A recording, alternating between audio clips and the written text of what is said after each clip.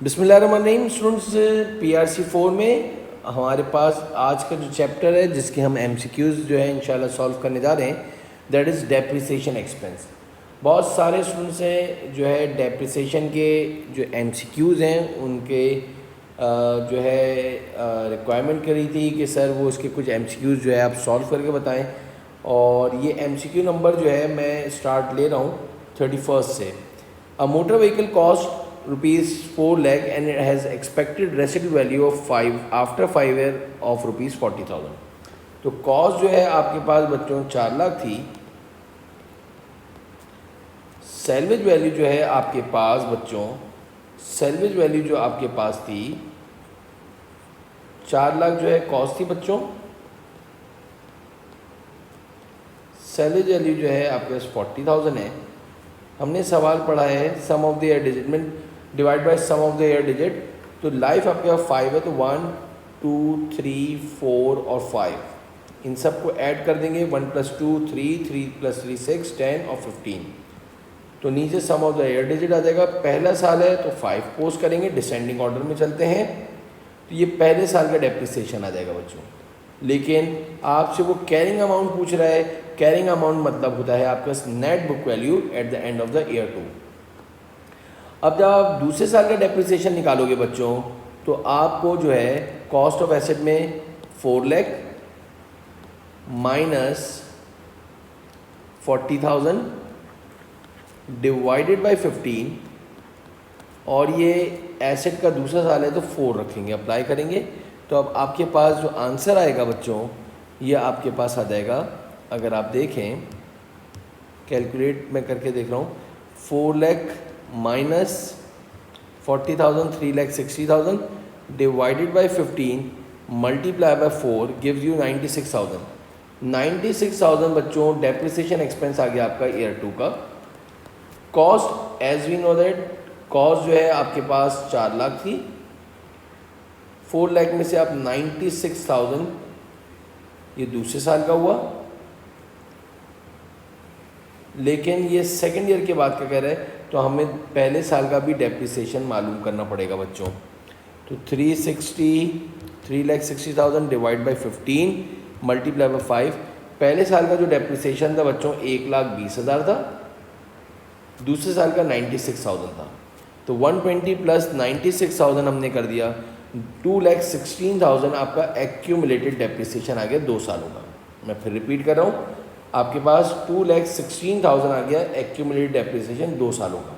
तो 4 लाख में से अब आपको सेकेंड ईयर की डेप्रिसिएशन नेट बुक वैल्यू निकालनी है। Cost as we know that is 4 lakh minus 2,16,000। तो आपके पास जो आंसर आएगा minus 4 lakh minus 2,16,000 1,84,000 is the right answer.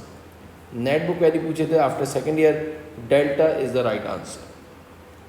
MCQ number 32 को देखते हैं। Medium Limited purchase the car of 22 lakh. It has estimated salary value of 2 lakh and useful life is 5 years। What is depreciation charge for the year under the sum of the digit method. First year का depreciation पूछ रहा है। तो cost हमें पता है 22 लाख थी। Salvage value जो है आपके पास 2 लाख थी।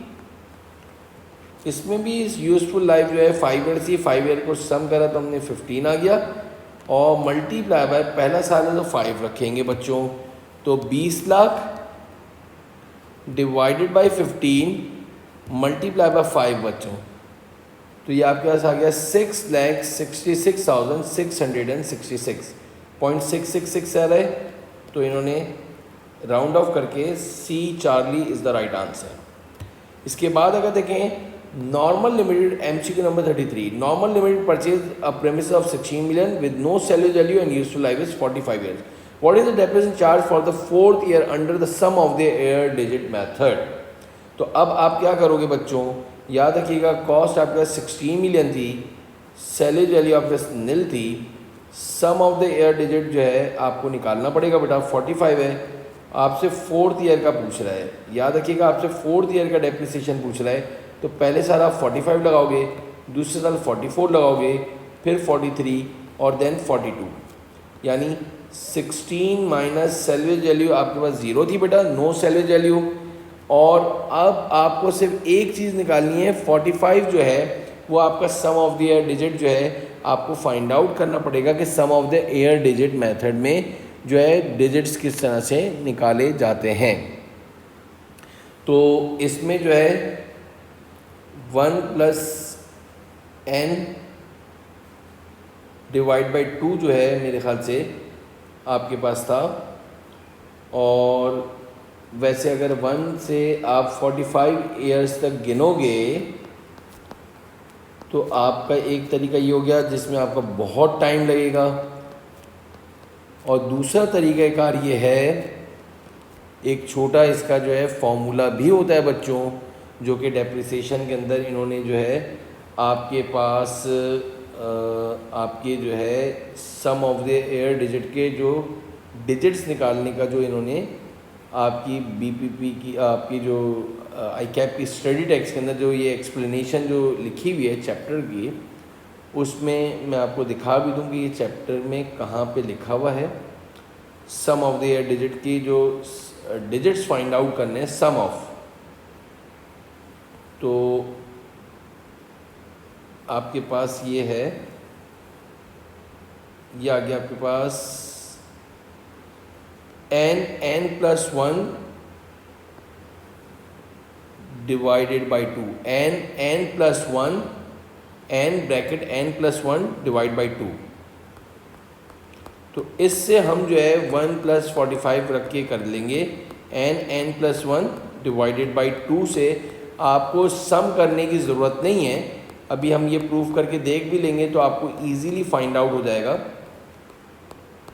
फॉर्मूला जो है मैंने आपको इसलिए दिखा दिया ताकि आपको समझ में आए। एक तरीका ये है, फॉर्मूला हमने पढ़ा n plus 1 divided by 2, n is the number of years, 45 plus 1 divided by 2, तो 45 ये लिखा है, ये हो गया 46 divide by 2।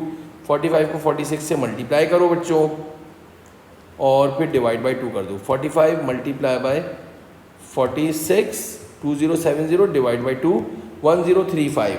The sum of the year digit is 1035। अब आप 1 प्लस 2 प्लस 3 करते हुए सो ऑन 45 तक भी गिनते तो आपके पास 1035 ही आता। प्रूफ के लिए जैसे हमने 15 का डिजिट था इसके अंदर, तो 15 के डिजिट में अगर देखें सम ऑफ द ईयर डिजिट जो है जब निकाला था 5 ईयर्स के अंदर, वो सिंपल था तो डायरेक्टली कर लिया था। अगर 5 लाइव है तो 5 n plus 1, 5 plus 1 divided by 2 बच्चों, तो 5 प्लस 1 6, 5 6 30, और 30 को डिवाइड करा तुमने 2 से तो 15 ही आ गया आपके पास डिजिट। तो होपफुली आपको अच्छी तरह समझ में आ गया होगा। अब हम इसको जो है कैलकुलेट कर लेते हैं। आपका 16 डिवाइडेड बाय 1035 और मल्टीप्लाई बाय 42, इसलिए कि 4th ईयर का बोला है। 16 मल्टीप्लाई बाय 42 बच्चों, 672 डिवाइडेड बाय 1035, तो 0.6492 जो है आपके पास ये आंसर आ रहा है। तो इसके यानी कि इसको मिलियंस में जब कन्वर्ट करोगे तो 6492754 is the right answer. Hopefully आपको अच्छी तरह समझ में आ गया होगा। Thank you.